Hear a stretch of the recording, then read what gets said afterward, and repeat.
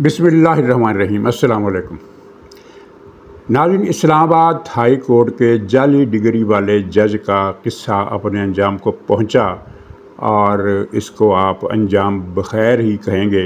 ये क्या हुआ और किस तरह फिर पीटीआई ने इस मसले को एक क्रिमिनल रिकॉर्ड वाले प्रोफेसर के किस्से के साथ जोड़ने की कोशिश की। दूसरा पॉइंट है कि फजलुर रहमान से मुज़ाकरात में अब बात कहाँ अटक गई है, जबकि मामलात पिछले हफ्ते उस वक्त तय हो गए थे जब सदर मुमलकत आसिफ ज़रदारी ने उनसे मुलाकात की थी। पीटीआई के साथ हुकूमत के मुज़ाकरात का किस्सा क्या है और इमरान खान जेल में अछूत बनकर रह गया है और वो जो हर रोज़ क़ैद तन्हाई की दुहाई दिया करता था, तो अब उसे थोड़ा थोड़ा अंदाज़ा होने लगा है कि क़ैद तन्हाई क्या होती है। और फिर किस्सा ऑक्सफोर्ड यूनिवर्सिटी के इलेक्शन में इमरान खान की 50% कामयाबी का। इन पाँचों मामलात पर बात होगी। तो सर फहरिस्त इस्लामाबाद हाई कोर्ट के एक जज का किस्सा आपके इल्म में है कि उसकी LLB की डिग्री भी जाली थी और उसकी एक कॉलेज में एनरोलमेंट थी ही नहीं, जिसकी बुनियाद पर उसने ये अप्लाई किया था। तो दोनों तरफ से तस्दीक हो गई है और तस्दीक तो खैर पहले ही हो चुकी थी। डिसिप्लिनरी कमेटी ने मामले को सही करार देकर, इल्ज़ाम को सही करार देकर सिंडिकेट को सिफारिश कर दी कि इससे इसका नाम और डिग्री दोनों कलअदम करार दी जाए, यानी इसको जालसाज करार दे दिया जाए। और इत्तला ये है कि सिंडिकेट ने इस बात की मंजूरी दे दी है और आज शायद इसका ऐलान भी हो जाए, क्योंकि मैं ये दोपहर के वक्त प्रोग्राम कर रहा हूँ और ये प्रोग्राम आप तक पहुँचेगा शाम के वक्त। तो उस वक्त तक हो सकता है कोई डेवलपमेंट वाली ख़बर आ जाए, हो सकता है ना आए, लेकिन ये बात मैं आपको बता रहा हूँ कि मामला बखूबी और बखैर ख़त्म हो गया है। बखैर जो अंजाम बखैर था वो उसका हो गया है। और अब वो हजरात क्या जवाब देंगे जो ये कहेंगे कि इस जज को इंतकामी कार्रवाई का निशाना बनाया जा रहा है और चूँकि इसने झुकने से इनकार कर दिया था इसलिए उसको निशाना बनाया जा रहा है। और ये जाली डिग्री का किस्सा घड़ा गया है, कोई डिग्री जाली नहीं है। और ये भी कहा गया कि अगर ये डिग्री जाली थी तो ये फिर सेशन जज कैसे बना। भाई बात ये है कि जाली डिग्री पर तो लोग पता नहीं कहाँ कहाँ पहुँच जाते हैं और फिर जब किसी की तरफ से कोई शिकायत मिलती है और इंक्वायरी होती है तभी पता चलता है ना कि फ़ला आदमी, मैं आपके पास चला जाऊँ और मैं ये कहूँ कि ये मेरे पास डिग्री है फ़लानी कॉलेज की, फ़लानी यूनिवर्सिटी की, किसी इंटरनेशनल यूनिवर्सिटी की तरफ से डिग्री है कि मैंने डॉक्टरेट किया हुआ है, तो आप क्या करेंगे? ज़ाहिर है आप मेरी बात को मान लेंगे और अगर आपको मेरी बात पर शक होगा तो तब भी आप चुप रहेंगे, कोई इशू तो नहीं खड़ा करेंगे। इशू तो तब खड़ा होगा जब कोई आदमी मेरी इस दावे को चैलेंज करेगा और सबूत के साथ चैलेंज करेगा। तो यही इसके साथ हुआ। इस जालसाज ने, जो कि माजी का एक दहशतगर्द भी रहा है और एक बम बनाते हुए इसके हाथ की उंगलियां भी उड़ गई थी और इसका बड़ा रिकॉर्ड है, क्रिमिनल रिकॉर्ड।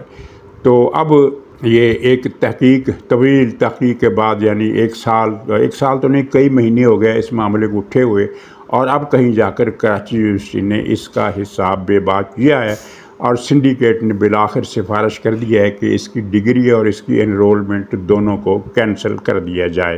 तो मैं तो ये कहा करता हूँ कि आदमी पीटीआई का हामी हो और जालसाज ना हो, ये मुमकिन ही नहीं है। सूरज मगरब से तुलू हो सकता है, लेकिन ये मुमकिन नहीं है कि आदमी पीटीआई का हामी हो, पीटीआई का कारकुन हो, पीटीआई का साथी हो, पीटीआई का सौरतकार हो और वो जालसाज ना हो, वो ठग ना हो, वो 2 नंबर ना हो। ये हो ही नहीं सकता।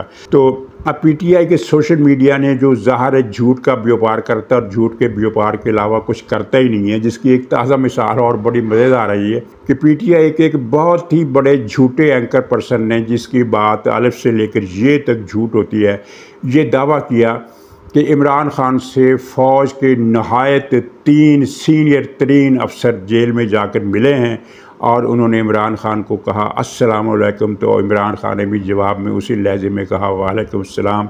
यानी कि बातचीत न सिर्फ ये कि चल निकली है, बल्कि वो तीनों बड़े सीनियर अफसर चल कर अरियाला पहुँचे हैं। तो भाई अगर झूठ बोलना था तो इस तरह बोलते कि वो जेल से निकाल कर उसको ले गए और उनके हजूर पेश कर दिया। और वहाँ एक पुरतकल्लफ माहौल में, बहुत बड़े बंगले में, बहुत बड़े फार्म हाउस में एक बहुत बड़ी दावत हुई। उस दावत में खुशगवार माहौल में गप्पे शप्पे हुई, मामला तय हो गए। जिसके बाद फिर खान साहब को दोबारा जेल भेज दिया गया कि जैसे ही मुनासिब वक्त आएगा आपको रिहा कर दिया जाएगा। ये इतना बड़ा झूठ उसने बोला है, इसकी कोई सदाकत। एक चीज़ होती है मुबालगा, कि बंदा मसलन कोई एक हवालदार मिला हो और आप कह दें कि जनाब ब्रिगेडियर मिला था, तो ये हो गया मुबालगा। लेकिन इसकी बुनियाद बहर मौजूद है कि एक हवालदार अफसर तो मिला। कम से कम इतनी बात तो सच है कि जो मिलने वाला था वो एक फ़ौजी अफसर था, फ़ौजी एहलकार था। बाकी उसमें आपने मुबालगा कर दिया कि उसको ब्रिगेडियर बना दिया, बल्कि उससे भी आगे बढ़कर आप उसको लेफ्टिनेंट जनरल भी बना सकते हैं। लेकिन जब कोई मिला ही ना हो, कोई अर्दली तक ना मिला हो, कोई भी आदमी ना मिला हो, तो तब फिर ये झूठ।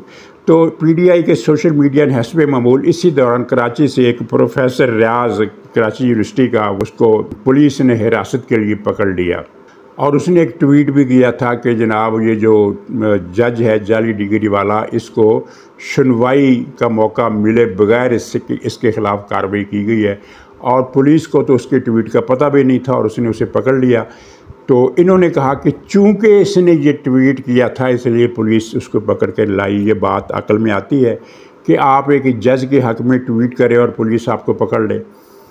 इस जालसाज जज के हक़ में हज़ारों अफराद ने, मालूम अफराद ने भी और नामालूम अफराद ने भी, यानी मशहूर लोगों ने भी और गुमनाम लोगों ने भी, और पाकिस्तान के अंदर से भी पाकिस्तान के बाहर से भी पीटीआई के हज़ारों अफराद ने इस जाली डिग्री वाले जज के हक़ में ट्वीट्स की और उसके ख़िलाफ़ भी की। कोई एक भी पकड़ा गया? हाँ, ये ज़रूर हुआ कि इस्लामाबाद हाई कोर्ट ने ये फ़ैसला दिया कि इस जज के ख़िलाफ़ जिन लोगों ने ये ख़बरें दी हैं कि ये जाली डिग्री है, हम उनके ख़िलाफ़ कार्रवाई करेंगे। ये तो बात सामने आई। अच्छा, ये जो प्रोफेसर रियाज है, इसका क्रिमिनल रिकॉर्ड है और इसको पहले भी कम से कम 2 मरतबा हिरासत में लिया जा चुका है, क्योंकि एक मरतबा इसके पास से ममनुआ असला बरामद हुआ था और इसके कुछ जराइम पेशा अफराद के साथ राब्ते भी थे। इसका खुद का कोई ऐसा रिकॉर्ड नहीं है कि इसने किसी जुर्म में हिस्सा लिया हो। ज़ाहिर है किसी जुर्म में हिस्सा लिया होता तो ये जेल में होता, लेकिन कुछ बाज़ अक़साम के जराइम करने वालों के साथ इसके रवाबत रहे हैं, वो चाहे रिश्तेदारी की वजह पर हो, चाहे दोस्ती की वजह से हो, चाहे किसी और वजह से हो। तो 2017 में भी और 2018 में भी इसको 2 मरतबा पहले भी हिरासत में लेकर ज़ेरे तफ्तीश रखा गया था और ज़रूरी मालूमात इससे लेने के बाद इसको छोड़ दिया गया था। और अब भी इसे इसी हवाले से पकड़ा गया कि कुछ जराइम पेशा अफराद से इसका ताल्लुक़ निकल आया था। तो पीटीआई ने इसको वो अपनी इनकलाबी जंग आज़ादी, हकीकी आज़ादी की जंग के साथ जोड़ दिया और कहा कि देखो ये प्रोफेसर चूँकि ज़मीर वाला था। हालांकि इस प्रोफेसर ने जो ट्वीट किया था उसमें ये था कि ये जज साहब को सुनवाई किए बगैर कार्रवाई का निशाना बना दिया गया। तो इस बात में पकड़ने की कोई तुक समझ में आती है किसी को कि इस ट्वीट पर कोई किसी को पकड़ लेगा?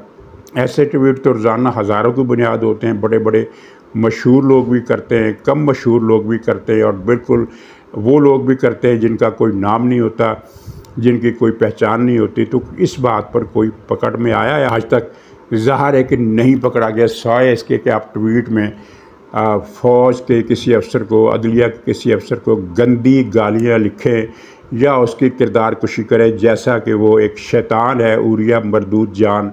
उसके 2 साथी पकड़ लिए गए हैं क्योंकि उरिया उनके ज़रिए मरियम नवाज़ साहबा के फ़ेक तस्वीरें, फ़ेक फिल्में, फ़ेक वीडियो, फ़ेक ऑडियो और किरदार कुशी वाली वीडियो बनवाकर सोशल मीडिया पर डाला करता था। उरिया मकबूल जान की पूरी ज़िंदगी जालसाजी से इबारत है। तो वो इस मरतबा चूँकि वैसे वो बड़े तवील अरसे से मरीम नवाज़ की और दूसरे लोगों की जाली वीडियोस बना रहा है, फेक वीडियोस बना रहा है, लेकिन इस मरतबा जो इसने वीडियोस बनवाई उनमें फाशी और यानी और एक गलीज़ किस्म का जो बैकग्राउंड में जो मरीम नवाज़ को पेश किया गया, यानी एक ऐसा मामला किया गया कि जो कोई भी आदमी अपनी किसी खातून के बारे में अगर सुन ले तो वो ज़ाहिर है अब वो फिर तशद्दुद पर उतर आता है, वो बर्दाश्त नहीं करता। तो इस किस्म का मसला हो गया, वो उसको पकड़ लिया। वरना सिर्फ मरीम नवाज़ के ख़िलाफ़ हज़ारों ट्वीट होते हैं, किसी को नहीं पकड़ा गया। तो खैर ऊरिया मकबूल जान की ख़बर तो मैंने ज़िमनी तौर पर आपको दे दी।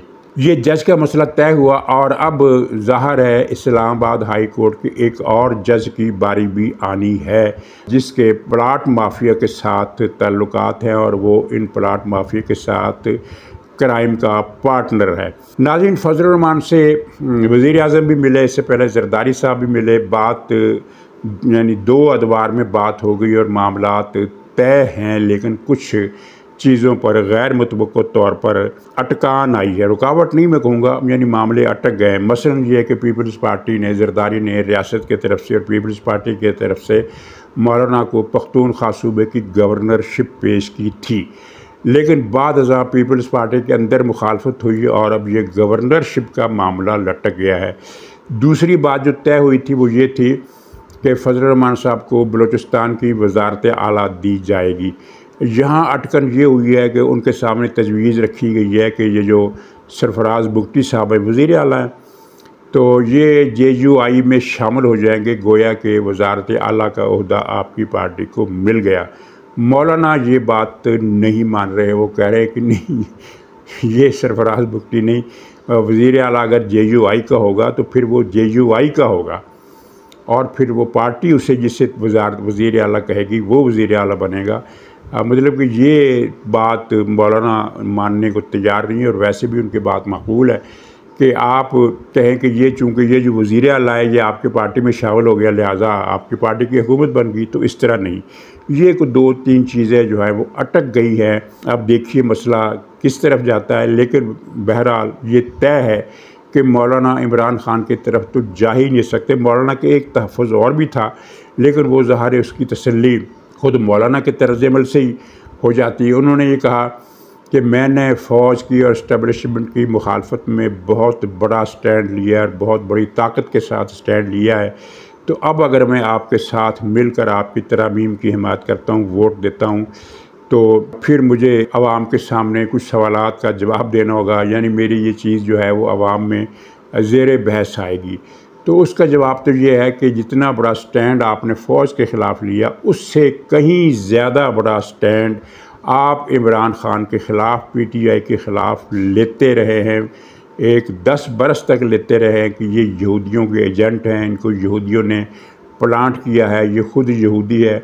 यानी ये थीम थी बुनियादी, और इस बुनियादी थीम के ऊपर उन्होंने फिर कई रद्दे चढ़ाए और वो बिल्कुल सही थे।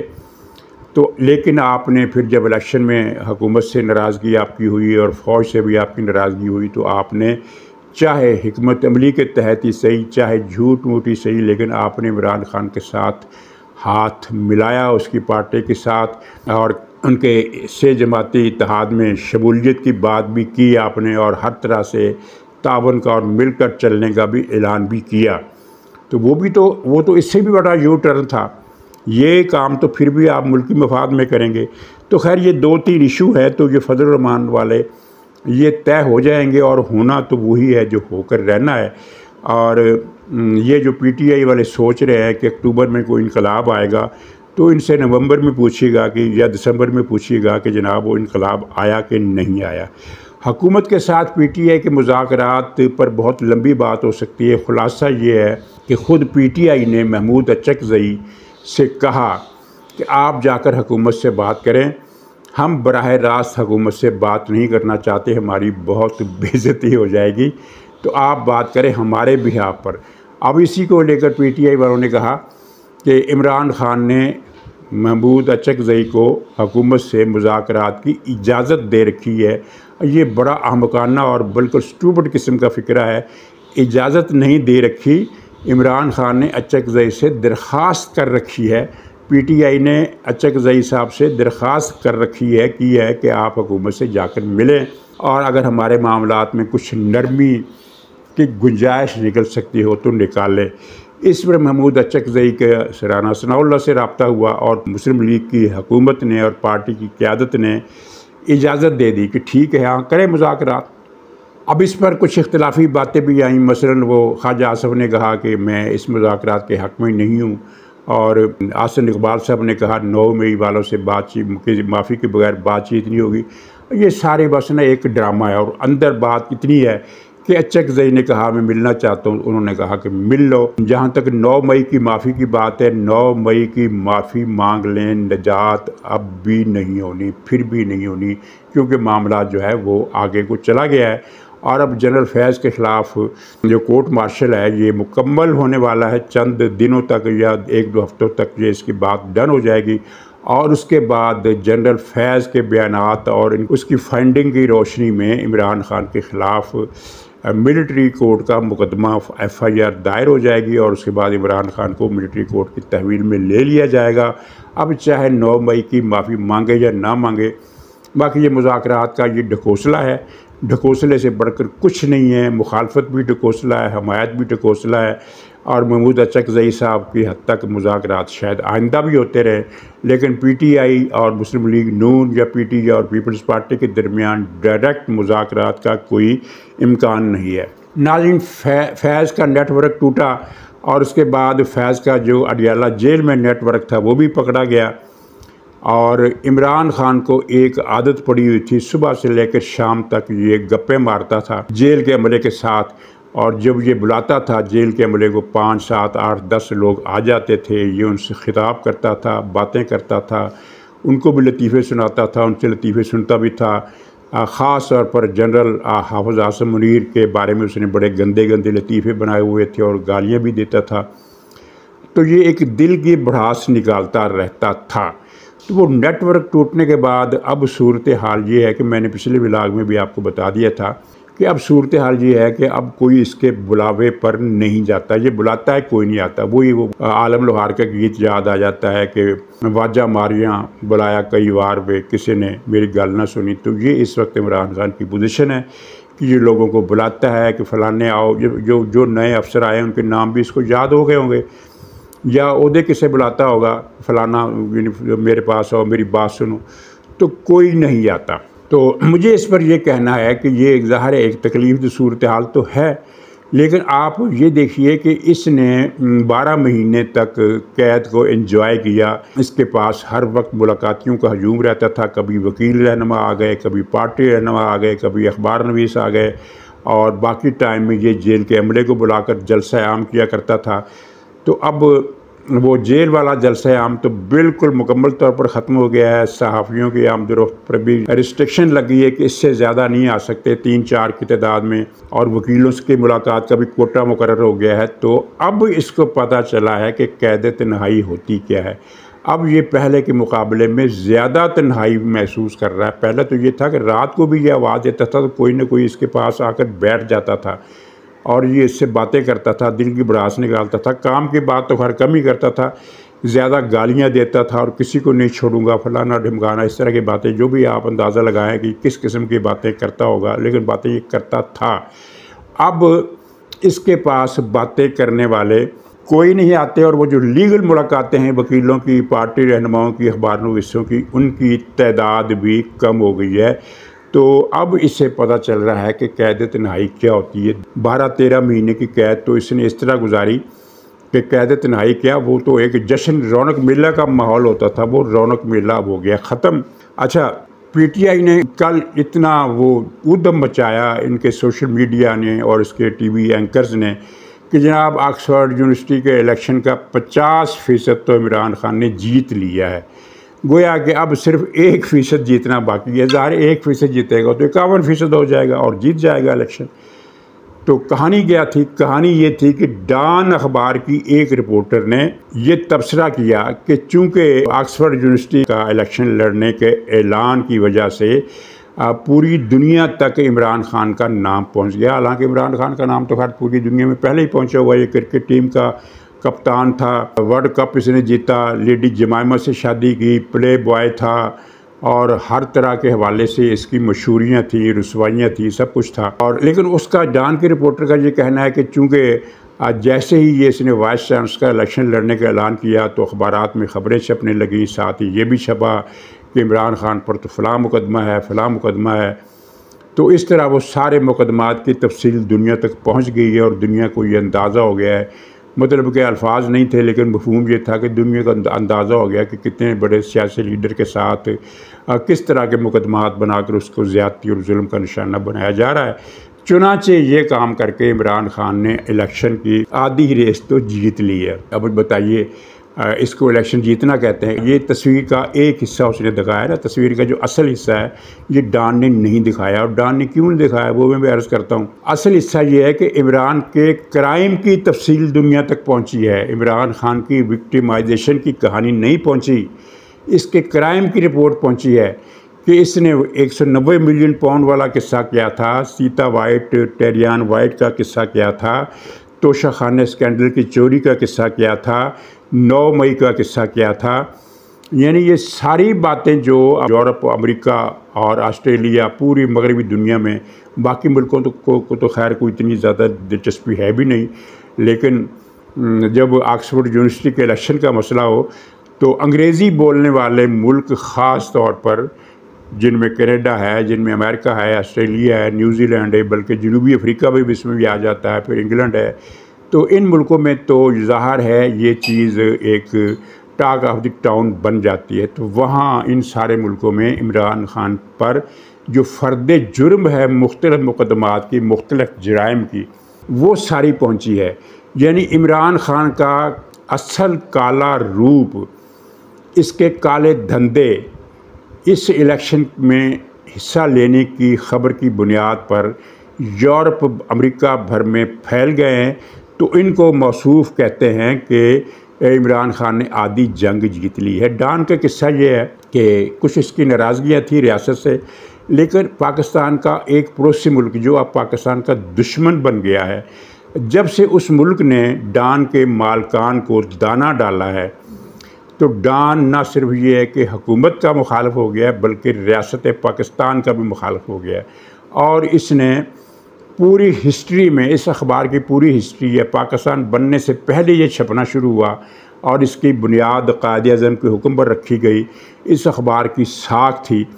लेकिन जब से ये इस मुल्क का आलाकार बना है और रियासत दुश्मन किरदार इसने निभाना शुरू किया है, तो इसकी कहानियों की, इसकी ख़बरों की पै दर पै तरदीद आना भी शुरू हो गई है, झूठी साबित हुई है। जिस तरह ARY कि उसकी हर खबर झूठी होती है, हर खबर ही उसकी झूठी होती है। तो डॉन अखबार के साथ तो ये सितम भी हुआ कि इसकी लीड स्टोरी गलत निकली, अगले दिन इसको माजरत करना पड़ी कि हमने लीड स्टोरी गलत छाप दी। तो अब डॉन वो नहीं रहा, अब ये हो गया है थरा जर्नलिज्म का नुमाइंदा। एक मरतबा ज़िया शाहिद ने अखबार ने गलत ख़बरें और उसमें उसने रवायती अखलाकियात को तोड़ दिया था। तो फिर उस वक्त ये पाकिस्तान में कहा गया था कि पाकिस्तान में ज़र्द सहाफ़त का बानी ज़िया शाहिद है। तो वो तो ज़र्द सहाफ़त थी, ये थड़ा सहाफ़त कर रहा है डॉन अखबार। यानी ये वो अखबार है जिसने नवाज़ शरीफ के लाहौर के जलसे में, जो बहुत बड़ा जलसा था, उस जलसे की रिपोर्ट इन अल्फाज में की कि जलसा तो बड़ा था लेकिन इसमें लाहौर का कोई आदमी नहीं था, यानी कोई लाहौरी इसमें शरीक नहीं था। अब अंदाज़ा कीजिए कि दुनिया ने जर्नलिज़म के इस स्टाइल का भी मुशाहदा करना था कि इतना बड़ा जलसा जिसमें दसियों हज़ार के हिसाब से लोग मौजूद थे, एक रिपोर्टर ने वो कौन सी दूरबीन ली या कौन सा वो बैरोमीटर लिया जिसने ये बताया कि इनमें से कोई भी लाहौर का नहीं है। तो ये है वो जर्नलिज़म जो अब यहाँ हो रहा है। और अब जर्नलिज़म के तो नए नए तरीके भी आ गए हैं। तो नाज़रीन इजाज़त दीजिए, इंशाअल्लाह अगले व्लॉग में फिर मुलाकात होगी, तब तक के लिए खुदा हाफ़िज़।